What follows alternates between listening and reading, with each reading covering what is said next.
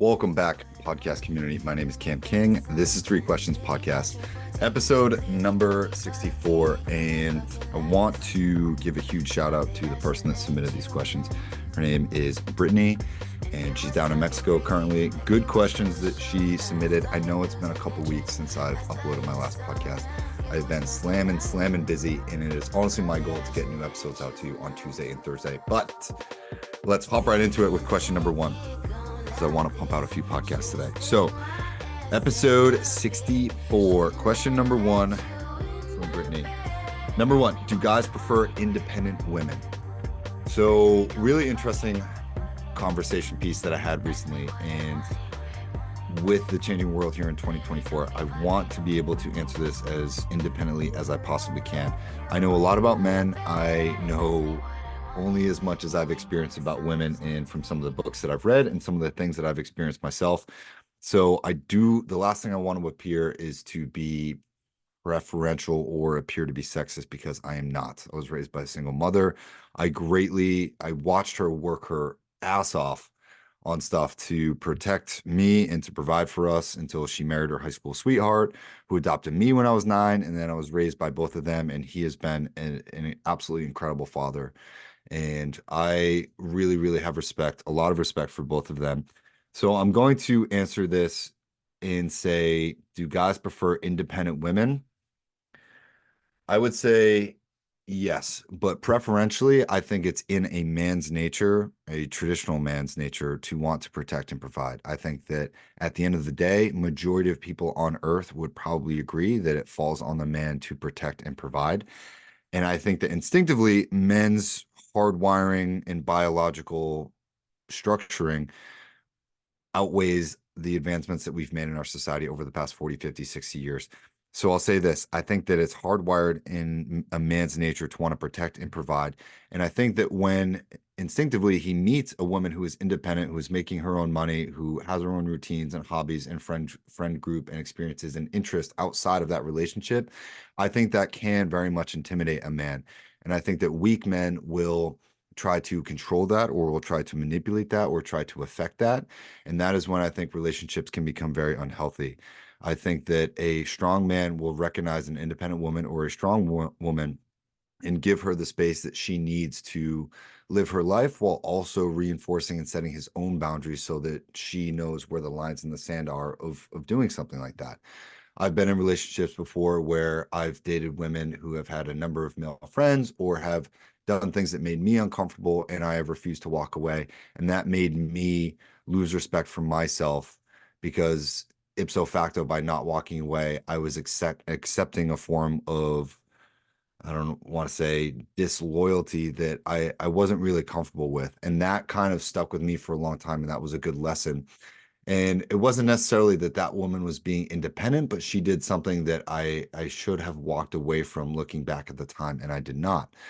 Granted, when we fail to communicate our boundaries in relationships, this can really result in a lack of respect for one another, or this can result in hurt or resentments being foregone or being held onto for a very long time. I'm sure we've all been in relationships where our partners have brought up something that happened months or even years ago, and that feels unfair. And when we hold on to that weight energetically, I think that can really slow down a relationship or inhibit your growth. And I don't think that that's necessarily a good thing. So to get back to the main reference point, do guys prefer independent women? I would say instinctively no, but a good man or a strong man will not consider that as being a threat, and he will find a way to empower that woman. I think he'll find a way to continue to protect and provide. And I think most importantly, he and she will find a way to communicate their needs and be able to have those tough discussions so that everybody knows where everybody kind of exists and the lines are in the sand. And I think that those conversations should happen almost weekly in a relationship. Doesn't need to be all the time, but I think that having those discussions and sitting down for dinner and really getting into the nitty-gritty of that sort of stuff is very healthy for relationships overall. And that's kind of all I have for question number one. I'm going to hop into question number two from Brittany. So question number two is, what makes men feel emasculated in relationships? Great question. This is something that I talk about a lot in my personal coaching as well. And to answer this, I think men feel emasculated, relating back to question number one, when their ability to protect and provide is reduced. So I think, yes, we're talking about biology here, but when a man is not working on his purpose, or he's not working on his body, or he's not developing skills, and when he's not attaining some sort of confidence or competency in anything in his life, and that's a point where a man can feel stagnation overall in his life, and that can really move on to other things. I've been in this position before. I felt like I've just been stuck, whether it's been on a plateau or at a job or in a position or in a school or anything, where I feel like I just wasn't advancing, and that certainly kind of shook me to my core. And that in and of itself made me feel more emasculated than a woman ever has. I don't think that men necessarily feel emasculated by women. I think society has a way of degrading what it means to be a man today, or blurring the lines of what it means to be a man today. And that's a very challenging thing. And I think men need to look at that, and men need to recognize the system of movies and TV shows and music that is really kind of trying to emasculate men as a whole. But I think men can avoid those pitfalls, number one, by recognizing that system, and number two, working on themselves, their body, their mind, their business, their money, their side projects, learning more about women and dating and sex, and going on adventure and putting themselves outside of their comfort zone. I think when a man does that, everything else in their lives can fall into place. So it kind of boils down to priorities, right? If you're feeling emasculated, especially in a relationship, number one, have you set the proper boundaries? Number two, why are you allowing that? And number three, what are you doing about it?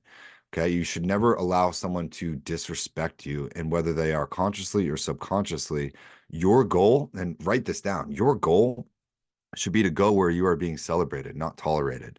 And anytime that you feel like you're in a position where you're just being tolerated at work, at school, at the house, in a relationship, that's something that you need to address as a man, not from an ego perspective, but holy cow, man, like figure out why you're being disrespected and choose not to allow that by walking away and keeping your head held high. Whether someone breaks up with you, or you break up with them, or you get fired, or you decide to leave a job, understand that, hey, that person disrespected you, and that's not something that you're ever going to allow in your life again. It's as simple as that. So when people, in particular, when men feel emasculated, you need to look at why you are allowing that in the first place. If you've allowed it once, hey, that's a good learning point. You're never going to allow this to happen again. You need to walk away right now. If it's happened a second time, or it's happened a third time, or it's happened repeatedly, that's something internal, to the point where you are allowing people to go far past your boundaries and disrespect you and emasculate you. And that is something where you need to actually draw a line in the sand and say, hey, here's my protocol for when someone emasculates me. I walk away from that situation. I'm not going to allow people in my life who don't choose me, or conversely, who choose to emasculate me or try and tear me down. I can't tell you the number of men that I've seen in relationships whose women have straight out disrespected them in a public setting or a public place. Um, that's happened to me a couple times, and I've seen it happen to my friends, where my friends just shut down. And obviously, men cannot act out emotionally, or else we lose respect for one another. But when women really have meltdowns or fights or disagreements, and they act out emotionally, that can be really tough for a man to handle. And I've seen most men just shut down, and they sort of allow it. I don't know what typically happens after that. I think for me, I tend to withdraw for a long time before I can process what's happened, and I allow that other person to cool down. And looking back, I think that again, I wish I had chosen to walk away in a few of those situations permanently. So really look at when you're feeling emasculated, look at why that's happening, and ask yourself why you're not doing anything about it, in particular, walking away. Do not engage with people that emasculate you at work. Do not engage with people that emasculate you in relationships or in friendships or anything else. If someone is tearing you down on a consistent basis more than they are building you up, that's something that you need to be able to recognize. So that's all I got for that. That's 5 questions, or excuse me, 5 minutes for that question. And number three, since we are rolling here, do women think lower of men that make less money? I'm going to read that again. Do women think lower of men that make less money? I would say short answer, yes. Short answer, yes. I think that women will look down upon a man that makes less money than them. Now, when it comes to long-term ability, if you are making less money than you women, that you are going to lose respect, you're going to lose power, you're going to lose leverage. And I'm not just talking about control in relationships, but relating back to question number one, biologically, I think is a man's ability to protect and provide. And a man's value is based upon his ability to keep his word and then the services that he can render to that company, to that relationship, to whatever. So your value as a man completely based upon the skills that you can bring to the table, and then also your ability to keep your word and essentially be trustworthy. And if you can't do either one of those two things, either you have no skills or you're not trustworthy, you're not going to make a lot of money. If you're trustworthy and you have a lot of skills, you're going to make a lot of money guaranteed. And then your capability and your ability to protect and provide greatly, greatly increases. And that, I think, is the recipe. So rewind this 30 seconds and listen to that again. But when you finally understand that that is the system, you will change your focus from chasing women or playing video games or being addicted to sugar, weed, alcohol, porn, and you will start to focus on building and acquiring skills, whether those are digital skills or tangible skills like plumbing, being good at electricity or building houses or fixing cars, whatever side project that you have. As a man, it's your job to sort of amass a series of skills that you can bring value to any kind of organization. And again, whether that's leadership or in the military or whatever it is, it's your job to amass these skills.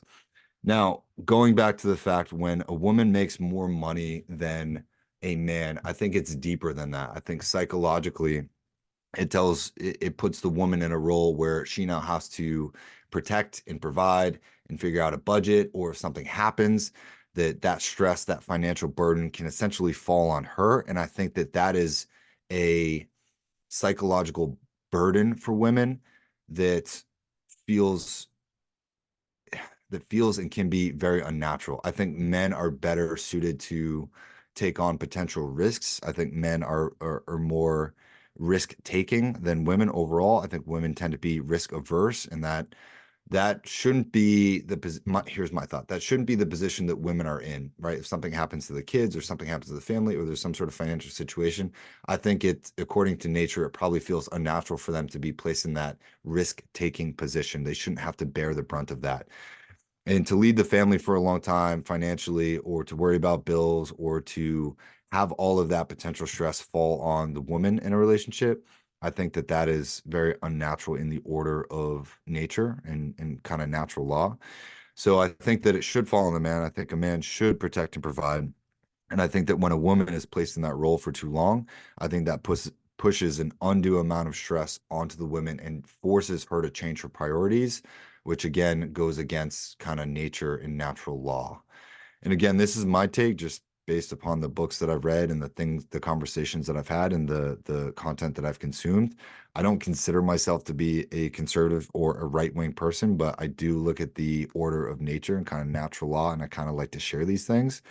So overall, great questions, Brittany. I will definitely be hitting you up for more and adding you to the podcast list. I really appreciate you sending these in. And new Three Questions podcast episodes will be coming out on Tuesday and Thursday. Again, I'm doing my absolute best. I kind of have 6-day work weeks right now. So I will get out more episodes of these. And please submit questions. You can submit questions to threequestionspodcast@gmail.com. Or you can go on to ckcollective.co, go over to the podcast tab and just punch in 3 questions over there as you want as well. And yeah, we will look forward to getting this on the next one. This should be on Spotify, Apple Podcasts, Google Podcasts, and a number of other locations. So really appreciate you guys listening, and all the best to you this week. If you want coaching and consulting, you're working on a side project, whether that's personal or business, I am going to be here for you, and we can always chit chat and have a discussion about how to get ahead in the real world. That's all I got for you. Have a great day, y'all, and I'll see you guys in the next one. Peace.